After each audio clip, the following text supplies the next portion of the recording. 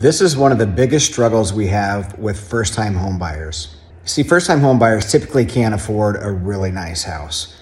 They're in that first-time home buyer price range, which has gone from about 150 to 200 up to about 250 to 300.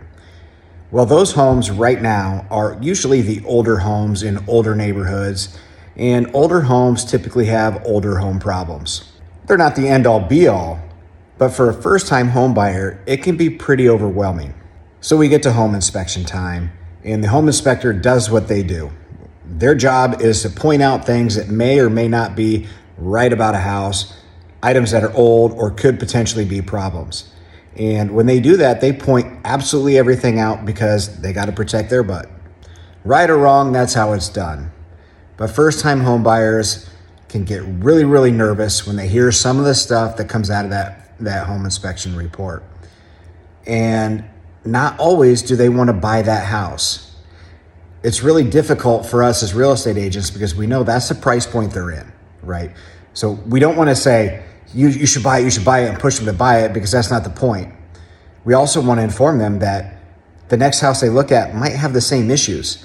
You've got older homes, you got homes that were built in the 60s and 70s. They may have sewer line problems.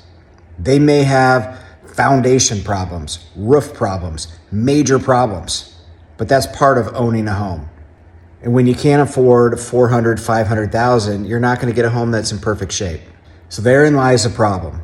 Not only are homes expensive, not only are interest rates high, first-time home buyers have to take on the risk that something major could come down the line very soon. And it might not.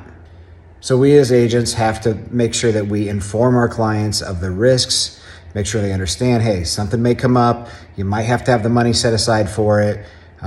You might have to have a parent that's willing to help you in a pinch. Whatever the case may be, you're buying an older house, there may be problems.